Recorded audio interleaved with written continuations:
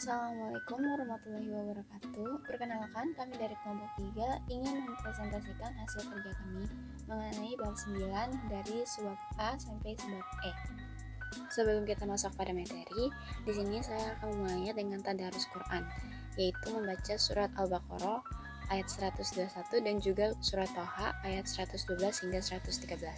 Pertama-tama saya akan membaca Quran surat Al-Baqarah ayat 112 yang berbunyi, A'udzubillahi minasyaitonirrajim. Bismillahirrahmanirrahim. Alladzina atainahumul kitaba yatlunahu haqqa tilawatih. Ulaika yu'minuna bih. Wa ma yakfur bihi faulaika humul khasirun. Shadaqallahul adzim. Artinya, orang-orang yang telah kami berikan Alkitab kepadanya, mereka membacanya dengan bacaan yang sebenarnya. Mereka itu beriman kepadanya. Dan barang siapa yang ingkar kepadanya, maka mereka itulah orang-orang yang rugi. Quran Surat Al-Baqarah ayat 121. Selanjutnya, saya akan membacakan Quran Surat Thaha ayat 112 hingga 113 yang berbunyi, A'udzubillahi minasyaitonirrajim. Bismillahirrahmanirrahim. Wa ma ya'mal minus solihati wa huwa mu'minun fala yakhafu zulman wala hadma. Wa kadzalika anzalnahu Qur'anan Arabiyyan wa sarafna fihi minal wa'idi la'allahum yattaquna aw yuhdisu lahum dzikra. Wa kadzalika anzalnahu Qur'anan Arabiyyan wa sarafna fihi minal wa'idi la'allahum yattaquna aw yuhdisu lahum dzikra. Yang artinya, dan barang siapa mengerjakan amal-amal yang soleh dan ia dalam keadaan beriman, maka ia tidak khawatir akan perlakuan yang tidak adil terhadapnya dan tidak pula akan mengurangi haknya. Dan demikianlah kami menurunkan Al-Quran dalam bahasa Arab, dan kami telah menerangkan dengan berulang kali di dalamnya sebagian dari ancaman, agar mereka bertakwa atau agar Al-Quran itu menimbulkan pengajaran bagi mereka. Quran Surat Thaha ayat 112 hingga 113. Selanjutnya saya akan membacakan Quran Surah Al-Baqarah ayat 38 dan Quran Surah Thaha ayat 2-3. A'udzubillahi minasyaitonirrajim. Bismillahirrahmanirrahim. Qul nahbitu minha jami'an wa imma ya'tiyannakum minni hudan faman tabi'a hudaya fala khaufun 'alaihim wala hum yahzanun. Artinya, kami berfirman, turunlah kamu semua dari surga. Kemudian jika benar-benar datang petunjukku kepadamu, maka barang siapa mengikuti petunjukku, tidak ada rasa takut pada mereka dan mereka tidak bersedih hati. Selanjutnya, A'udzubillahi minasyaitonirrajim. Bismillahirrahmanirrahim. Ma anzalna 'alaikal Qur'ana litashqa illa tazkiratan liman yakhsha. Artinya, kami tidak menurunkan Al-Quran ini kepadamu Muhammad agar engkau menjadi susah, melainkan sebagai peringatan bagi orang yang takut kepada Allah. Oleh Ahmad Mansur, ada 3 teori besar terkait dengan asal kedatangan, waktu kedatangan, dan para pembawanya. Pertama, teori Gujarat. Islam dipercayai datang dari wilayah Gujarat, India melalui peran para pedagang India Muslim sekitar abad 13 Masehi.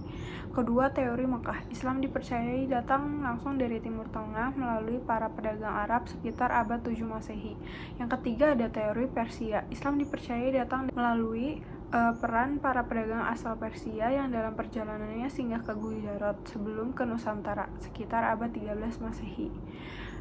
Teori Gujarat dan Persia keduanya sama-sama menetapkan bahwa Islam masuk Nusantara pada abad 13 Masehi. Namun teori Makkah menetapkan bahwa Islam masuk Nusantara pada abad 7 Masehi ketika Nabi Muhammad masih hidup.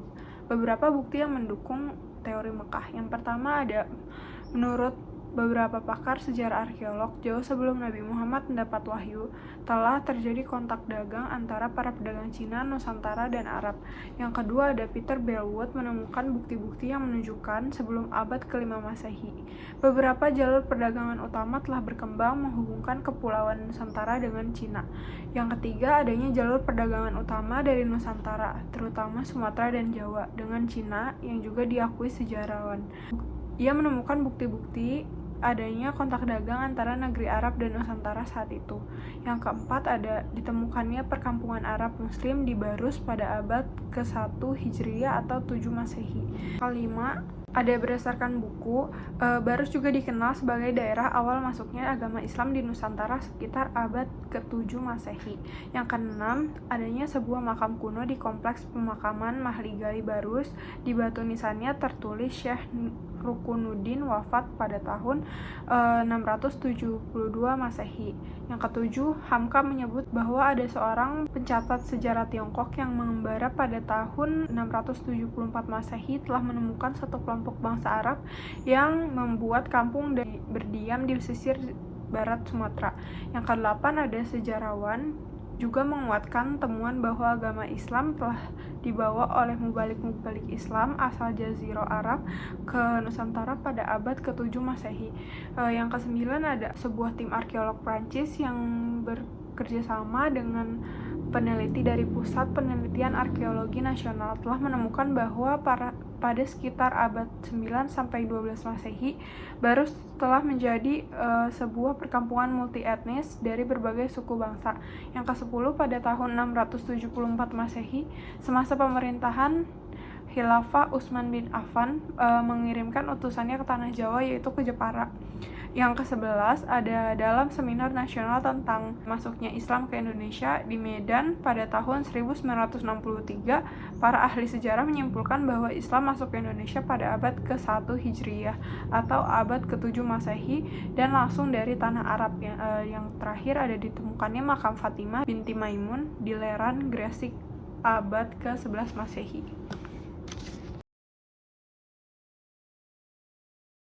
Terdapat 6 cara Islam untuk masuk ke Nusantara, diantaranya 1. Perdagangan. Pada tahap awal, saluran yang dipergunakan dalam proses Islamisasi di Indonesia adalah perdagangan. Hal ini dapat diketahui melalui adanya kesibukan lalu lintas perdagangan pada abad ke-7 Masehi hingga abad ke-16 Masehi. Aktivitas perdagangan ini banyak melibatkan bangsa-bangsa di dunia, termasuk bangsa Arab, Persia, India, Cina, dan sebagainya. Mereka turut ambil bagian dalam perdagangan di negeri-negeri bagian barat, tenggara, dan timur benua Asia. Hubungan perdagangan ini dimanfaatkan oleh para pedagang muslim sebagai sarana atau media dakwah. Oleh karena itu, ketika penduduk Nusantara banyak yang berinteraksi dengan para pedagang muslim dan keterlibatan mereka semakin jauh dalam aktivitas perdagangan, banyak di antara mereka yang memeluk Islam. 2. Perkawinan. Dari aspek ekonomi, para pedagang muslim memiliki status sosial ekonomi yang lebih baik daripada kebanyakan penduduk pribumi. Hal ini menyebabkan banyak penduduk pribumi, terutama para wanita, yang tertarik untuk menjadi istri-istri para saudagar muslim. Hanya saja, ada ketentuan hukum Islam, bahwa para wanita yang akan dinikahi harus diislamkan terlebih dahulu. Setelah itu, mereka menjadi komunitas muslim di lingkungannya sendiri, hingga kemudian mereka memiliki keturunan, lingkungan mereka semakin luas. Akhirnya, timbul kampung-kampung dan pusat-pusat kekuasaan Islam. Ketiga, pendidikan. Proses Islamisasi di Indonesia juga dilakukan melalui media pendidikan. Para ulama banyak yang mendirikan lembaga pendidikan Islam berupa pesantren. Pada lembaga inilah, para ulama memberikan pengajaran ilmu keislaman melalui berbagai pendekatan sampai kemudian para santri mampu menyerap pengetahuan keagamaan dengan baik. Lembaga pendidikan Islam ini tidak membedakan status sosial dan kelas.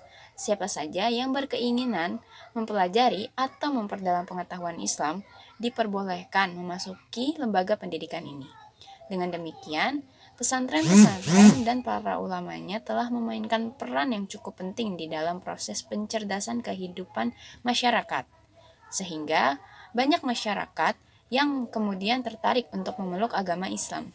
Dengan cara-cara seperti itu, maka agama Islam terus tersebar ke seluruh penjuru Nusantara, hingga akhirnya banyak penduduk Indonesia yang menjadi Yang Muslim. keempat yaitu tasawuf. Tasawuf adalah jalur lain yang juga tidak kalah pentingnya dalam proses islamisasi di Indonesia. Salah satu sifat khas dari ajaran ini adalah akomodasi terhadap budaya lokal, sehingga menyebabkan banyak masyarakat Indonesia yang tertarik menerima ajaran tersebut. Yang kelima ada kesenian. Saluran islamisasi melalui kesenian wayang yang dibawa oleh Sunan Kalijaga untuk menyebarluaskan agama Islam. Selain wayang, media yang dipergunakan dalam penyebaran Islam di Indonesia adalah seni bangunan, seni pahat atau seni ukir, seni tari, seni musik, dan seni sastra. Dan yang keenam ada politik. Politik di Maluku dan Sulawesi Selatan, kebanyakan rakyat masuk Islam setelah rajanya masuk Islam terlebih dahulu. Pengaruh politik raja sangat membantu tersebarnya Islam di wilayah ini. Jalur politik juga ditempuh ketika kerajaan Islam menaklukkan kerajaan non-Islam, baik di Sumatera, Jawa, maupun Indonesia bagian timur. Perkembangan Islam di Sumatera, tepatnya awal mula masuknya Islam adalah pantai barat Sumatera. Orang yang menyebarkan adalah Abdullah Arif, seorang mubalik Arab dengan misi berdakwah dan berdagang. Karena kesopanan dan keramahan penduduk Pasai terkesan, kerajaan Islam Pasai berdiri tahun sekitar 1927 yang dikenal Serabi Mekah setelah berkembang di Pasai. Tersebar pula ke pulau lain. Menyiarkan Islam dilakukan secara bertahap karena adat di Sumatera sangat kuat hingga akhirnya Islam diterima dengan baik. Ada berseri Sara bersedih kitabullah, yang berarti adat yang bersediakan Islam. Artinya Islam menjadi dasar adat. Sekitar 140 agama Islam masuk ke Sumatera Selatan. Mubalik paling berjasa adalah Sunan Ampel. Arya Damar, seorang bupati Majapahit di Palembang saat itu, diberi saran oleh Sunan Ampel agar bersedia menyebarkan Islam di Sumatera Selatan. Perkembangan Islam di Kalimantan, Maluku, dan Papua. Pulau Kalimantan, agama Islam mula-mula dimasukin di kota Kalimantan Selatan dengan ibu kotanya Banjarmasin. Pembawa agama Islam ke Kalimantan Selatan ialah dagang bangsa Arab dan para mubalik dari Pulau Jawa. Dari dua daerah ini baru tersebar ke Pulau Kalimantan. Pembawa agama Islam ke daerah Kalimantan Barat adalah pedagang dari Johor, serta ulama dan mubalik dari Palembang. Sultan Islam yang pertama di Kalimantan Barat berkedudukan di Sukadana, yaitu Penebangan Giri Kusuma. Pedagang yang beragama Islam atau mubalik banyak yang datang ke Maluku sambil menyiarkan agama Islam. Daerah-daerah yang mula-mula dimasukin Islam di Maluku adalah Ternate, Tidore, Bakau, dan Jailolo. Raja-raja yang memerintah di daerah tersebut berasal dari satu keturunan, yang semuanya menyokong perkembangan Islam di Maluku. Yang ketiga, perkembangan Islam di Sulawesi. Pada abad ke-16, Islam telah masuk ke Sulawesi yang dibawa oleh Datori Bandang dari Sumatera Barat. Daerah-daerah yang mula-mula dimasuki Islam di Sulawesi adalah Loa, sebuah kerajaan di Sulawesi Selatan. Sebelum Islam datang ke daerah ini, penduduknya menganut kepercayaan nenek moyang. Setelah Datori Bandang berkunjung ke Sulawesi Selatan, Raja Goa yang bernama Karaeng Tonigalo masuk Islam. Kemudian atas usul Datori Bandang, Raja Goa berganti nama dengan Sultan Alauddin. Jauh sebelum Raja Goa ini masuk Islam, para pedagang telah menyiarkan agama Islam di tengah-tengah masyarakat Sulawesi Selatan dan banyak penduduk yang telah menganut agama Islam. Setelah Sultan Alauddin wafat, beliau diganti oleh putranya yang bernama Sultan Hasanuddin. Dari Goa, Islam terus berkembang ke daerah-daerah lainnya seperti daerah Talo dan Bone. 4. Islam di Nusa Tenggara. Sebagaimana daerah-daerah lain, pada tahun 1540 agama Islam masuk pula ke Nusa Tenggara. Masuknya agama Islam ke Nusa Tenggara dibawa oleh para mubalik dari Bugis, Sulawesi Selatan, dan dari Jawa. Agama Islam berkembang di Nusa Tenggara mula-mula di daerah Lombok yang penduduknya disebut suku Sasak. Dari daerah Lombok secara pelan-pelan selanjutnya tersebar pula ke daerah Sumbawa. Yang kelima, perkembangan Islam di Pulau Jawa. Agama Islam masuk ke Pulau Jawa kira-kira pada abad ke-11 Masehi yang dibawa oleh para pedagang Arab dan para mubalik dari Pasai. Tempat yang mula-mula dimasuki Islam di Pulau Jawa yaitu daerah-daerah pesisir utara Jawa Timur. Tokoh terkenal yang berdakwah di Jawa Timur adalah Maulana Malik Ibrahim. Beliau menetap di Gresik, kemudian mendirikan pusat penyiaran agama Islam dan pusat pengajaran. Dalam majelisnya itu, beliau mengkader beberapa orang murid. Selanjutnya mereka menyiarkan agama Islam ke daerah-daerah lain di Pulau Jawa. Jawa Tengah, penyiaran agama Islam berpusat di Demak. Penyiaran agama Islam di Pulau Jawa dilakukan oleh para wali yang berjumlah 9 orang. Dikenal dengan Wali Songo, Wali 9. Kemudian murid-murid Wali Songo turut pula menyiarkan agama Islam ke daerah pendalaman Pulau Jawa, sehingga agama Islam berkembang dengan pesatnya. jika kita berpegang kepada teori Mekah yang menyatakan Islam masuk ke Nusantara sejak abad 7 Masehi, maka kerajaan Islam pertama bukan lagi Samudra Pasai, tetapi kerajaan Jumpa yang berdiri sejak abad ke-8 Masehi yang disusul oleh kerajaan Perulak di abad ke-9, baru kemudian kerajaan Samudra. Di samping itu, bukti-bukti yang ilmiah yang menguatkan belum cukupnya dipandang. Berikut adalah uraian singkat beberapa kerajaan Islam yang terkenal di Nusantara. Pertama, Samudra Pasai. Samudra Pasai adalah kerajaan Islam yang dipandang sebagai kerajaan Islam pertama di Indonesia. Akan tetapi jika dikaitkan dengan kedua kerajaan sebelumnya, Jempa dan Perulak, maka kerajaan Samudra Pasai adalah kelanjutan dari kerajaan Islam Perulak. Kerajaan ini didirikan oleh Sultan Malik Al-Saleh pada tahun 1285, sekaligus sebagai raja pertama. Kedua, Panjang. Pendiri Kesultanan Panjang adalah Adwijaya. Setelah Sultan Adwijaya meninggal, seharusnya Pangeran Banawa yang menduduki tahta Panjang.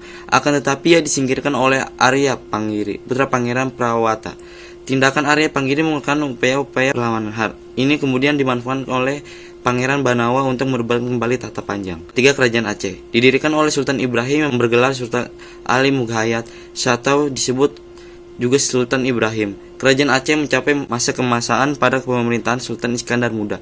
Selanjutnya Sultan Iskandar Muda digantikan oleh menantunya, yaitu Iskandar Thani. Terakhir, Demak. Kesultanan Demak didirikan oleh seorang adipati yang bernama Raden Patah. Untuk menghadapi Portugis, armada Demak yang dipimpin oleh Patiunus melancarkan serangan terhadap Portugis di Malaka. Oleh karena itu, Patiunus diberi gelar Pangeran Sabrang Lor, yang artinya pangeran yang pernah menyeberangi lautan sebelah utara Kesultanan Demak. Raden Patah meninggal, ia digantikan oleh Patiunus. Selanjutnya Patiunus digantikan oleh Trenggana. Setelah Sultan Trenggana meninggal, terjadi pelantikan antara Pangeran Sekar Seda Inglapen dengan Pangeran Prawoto. Arya Prangsang kemudian tampil menjadi Sultan Demak keempat. Pemerintahan hingga pada akhirnya seorang adipati Panjang bernama Adwijaya dan Jaka Tingkir atau Mas Kerabet berhasil membunuhnya. Setelah kematian Arya Prangsang, kerajaan Demak pindah ke tangan Jaka Tingkir.